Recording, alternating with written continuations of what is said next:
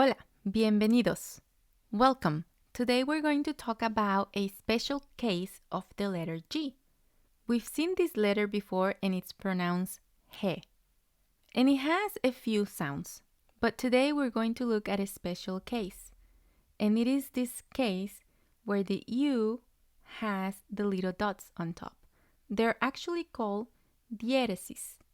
But when you see these combinations, the letters are going to sound a little bit differently. The GUE is going to sound like we. And the GUI is going to sound like we. Again, we. And there are not that many words with this combination, but we do have a few common ones. Let's take a look at a couple of sentences. El, P-I-N, pin, and then we have the combination of we, N-O, no. So altogether is pingüino.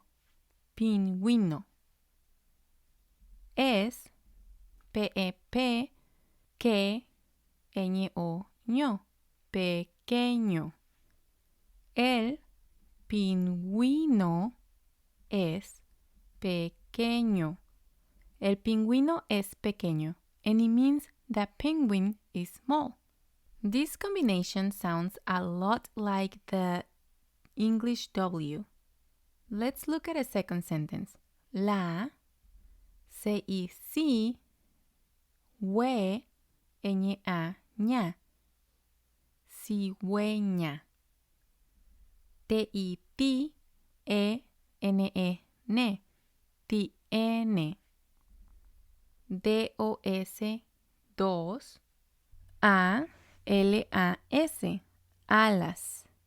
And I'm going a little fast with some of these words because we've seen them before. So make sure that you're watching those previous classes and learn those sounds first. La cigüeña tiene dos alas. La cigüeña tiene dos alas. And it means the stork has two wings. So you can see the sound's a little bit different than what we've seen before with the letter G. So just remember that when you have the U with the little dots, it's going to sound like we or we. And you'll only see the letters E and I with this sort of combination. Well, I hope this was helpful. Thanks for watching, and I'll see you next time.